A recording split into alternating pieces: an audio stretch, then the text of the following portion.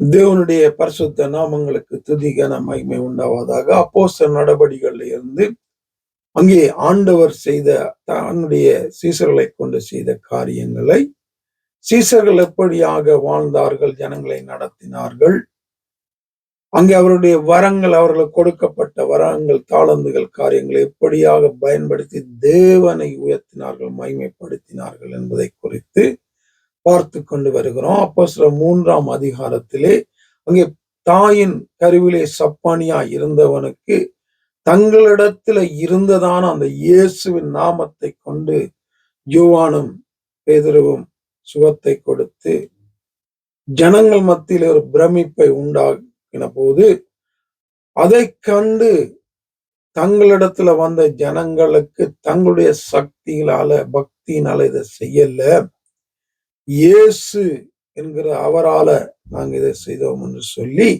அந்த பிரமிப்பு உண்டாகி தங்களிடத்துல வந்த ஜனங்களுக்கு இதன் மூலமாக அவர்கள் இயேசுவை அறிவிப்பதையும், இயேசுவை மகிமைப்படுத்துவதையும், அவர்கள் அந்த இயேசுவுக்கு என்ன செய்தார்கள், அந்த இயேசுதான் இந்த காரியங்களை செய்தார்னு இயேசுவை சரியாக அவர்களுக்கு விளங்கப்படுத்துவதையும், சத்தியத்தை சொல்லுவதையும், சுவிசேஷத்தை இந்த ஒரு காரியத்தை கொண்டு அவர்கள் செய்வதையும் நாங்கள் இங்கே பார்க்கிறோம். அப்போஸ்தலர் 2ஆம் அதிகாரத்துல அங்க அந்நிய பாஷை பேசும்போது ஜனங்களுக்குள்ள அந்த பயம், தேவனை குறித்தான பயம் வந்த போதும் அதை பயன்படுத்தி தேவனுடைய சுவிசேஷத்தை ஜனங்களுக்கு அறிவித்த போது அங்கே 3000 ஜனங்கள் சேர்க்கப்பட்டதை நாங்க அங்க பார்க்கிறோம். அதே போல இங்க தேவனுடைய அற்புதம் நடக்கும்போது அதை கண்டு வருகிற ஜனங்களுக்கு இவங்க தேவனுடைய சுவிசேஷத்தை அறிவிக்கிறாங்க.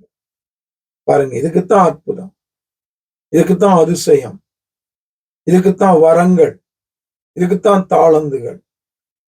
என்ன? தேவன், முதலாவது தேவன் மகிமைப்பட வேண்டும், அதன் மூலமாக தேவனுடைய சுவிசேஷம் அறிவிக்கப்பட்டு ஜனங்கள் ரட்சிப்புக்குள்ள வழி நடத்தப்பட வேண்டும். இது அவங்க சரியா தெளிவா புரிஞ்சு கொண்டபடியா இவங்க அந்த சந்தர்ப்பம் மூலமா இயேசுவை ஜனங்களுக்குள்ள சொல்றாங்க. சொல்லும் போது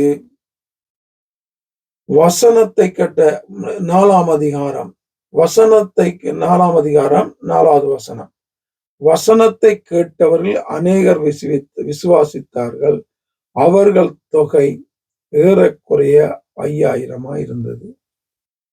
அற்புதத்தை பார்த்து விசுவாசித்தாங்கன்னு சொல்லல, வசனத்தை கேட்டவர்கள் அநேகர் விசுவாசித்தாங்க.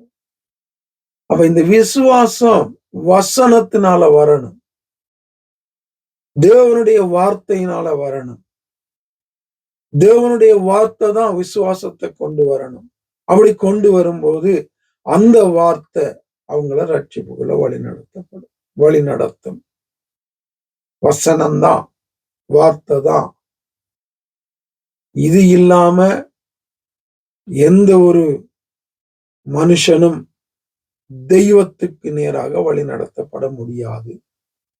வார்த்தை இல்லாம எந்த ஒரு மனிதனுடைய ஆத்மாவும் தொடப்படாது, குத்தப்படாது, உணர்த்தப்படாது. அதை இவங்க நல்லா புரிஞ்சு கொண்டாங்க, நல்லா தெரிந்திருந்தாங்க. அதால அதை கொண்டு இவர்கள் ஊழியத்தை செய்தபடியால் இவங்களோட ஊழியத்துல அநேகர் ரட்சிக்கப்பட்டாங்க.